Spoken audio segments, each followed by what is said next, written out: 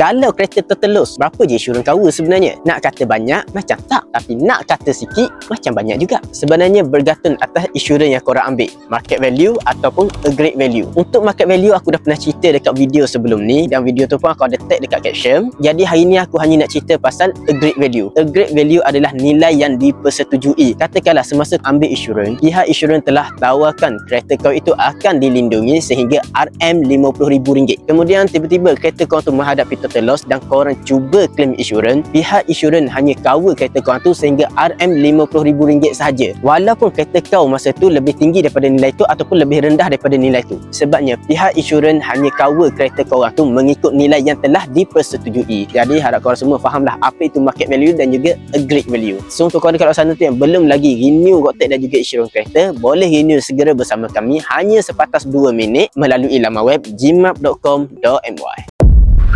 jimat.com.my. Jimat wang, jimat masa, jimat segala-gala.